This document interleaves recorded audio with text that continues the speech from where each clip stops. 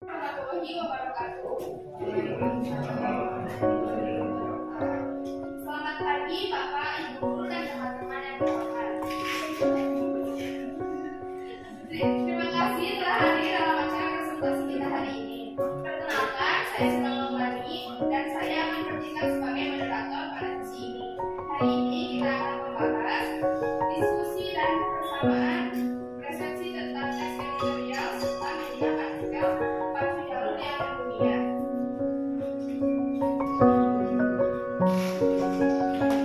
Namun sebelum kita masuk pada materi, kita ada pantun untuk sore ini.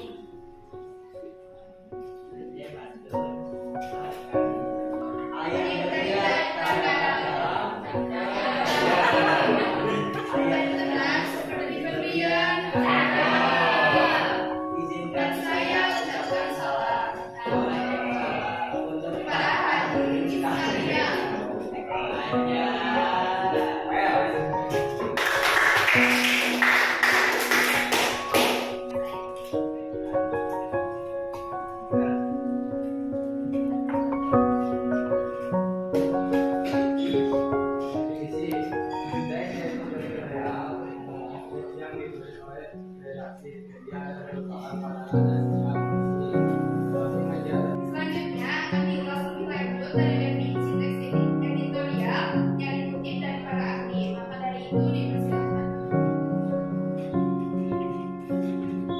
Kita masuk pada sesi kuis atau kita bahas yuk. Yang dimana kita akan membahas definisi dari teks editorial yang dikutip dari ahli. Yang pertama kita akan mengutip dari kelas yang pertama yaitu Lion Stretcher. Nah, saya mengutip dalam bukunya yang berjudul Editorial Writing.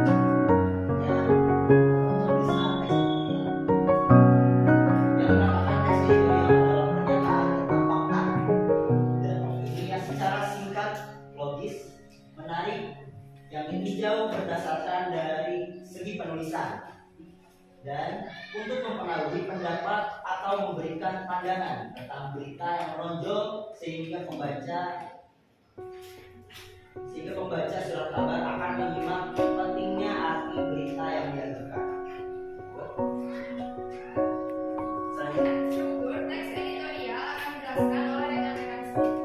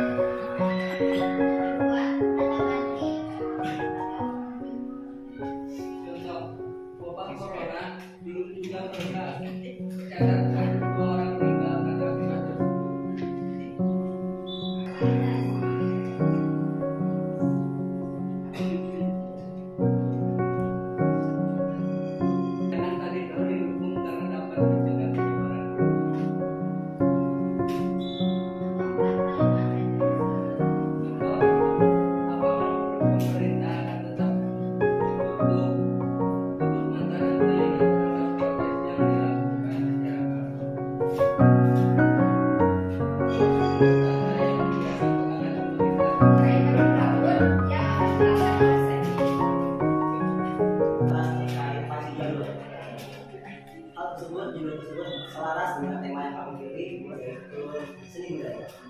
Namun dari sisi tersebut kita juga akan membahas tentang pajak. Jadi kita akan kaitkan pajak dan seni budaya. Panji Jalur dan pajak yang diketik oleh Safira Indah Pratiwi pada hari Jumat tanggal 11 Juli 2025. Apa yang viral?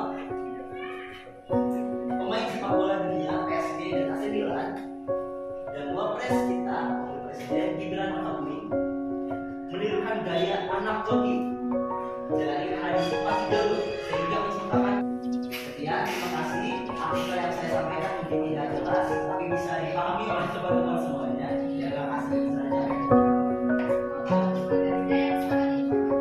Selanjutnya kita akan memasuki sesi tanya jawab. Bagi teman-teman yang memiliki pertanyaan, silakan angkat tangan, sebutkan nama dan kelompok, sampaikan pertanyaan dengan jelas. Assalamualaikum warahmatullahi wabarakatuh. Waalaikumsalam warahmatullahi wabarakatuh. Perkenalkan, saya Dira Mustafa, perwakilan dari Jawa. Ingin bertanya, apa saja masalah utama yang dihadapi seni budaya di era modern ini, dan bagaimana sebaiknya tes editorial menyoroti masalah tersebut? Jika kita menjawab pertanyaan dari apa masalah utama dari segi budaya, kita perlu melihat dari beberapa aspek. Masalah yang dihadapi itu apa saja, masuk ke budaya barat atau lain dari seperti remaja-remaja zaman kini mulai tidak kenal budaya mereka. Namun jika kita melihat apa saja masalah utama, banyak hal yang menjadi masalah utama kenapa seni budaya menjadi mulai kalau istilah orang longgar. Pertama, seperti yang saya sebutkan tadi, bisa saja karena terpengaruhnya oleh budaya barat. Pertama dan kedua, bisa saja karena memang tidak ada yang membudayakan. Apalagi kita melihat apa akar masalahnya. Kalau diulas lagi, seperti yang tadi masuknya budaya barat, tidak ada yang membudayakan seni budaya tersebut. Contohnya pacu jalur, alhamdulillah melalui teks editor menyoroti berita-berita tersebut melalui ditirukannya gerakan pacu jalur yang dilakukan oleh Coki oleh wakil kita, wakil presiden kita Rindra dan juga pemain sepak bola dari AC Milan dan juga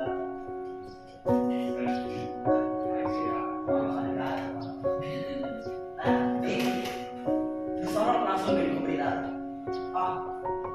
berita terkini. Tanya lagi.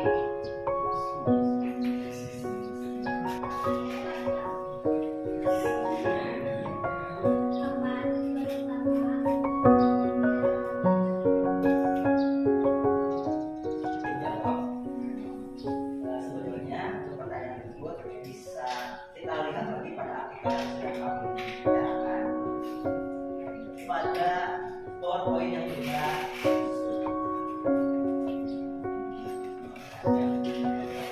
dan teman-teman lihat asal usul pacu jalur yaitu awalnya sebagai alat transportasi awalnya pada abad ke-17. Lalu beriring berkembangnya suatu zaman, ternyata pacu jalur itu berubah menjadi simbol status sosial. Maju lagi, zaman sekarang itu berubah menjadi lomba adu kecepatan. Nah, gara-gara tersebut, jadi wes pacu jalur tadi kan, siwet jam lombaan, lalu dia mau latihan.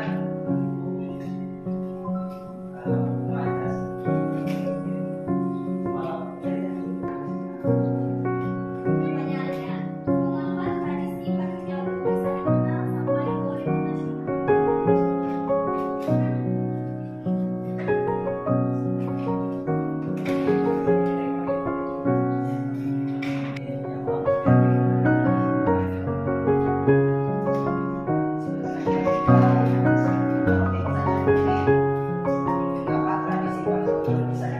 nasional? Ada beberapa faktor yang menjadi pendorong mengapa pacu jalur bisa go internasional. Salah satunya adalah pengaruh media sosial.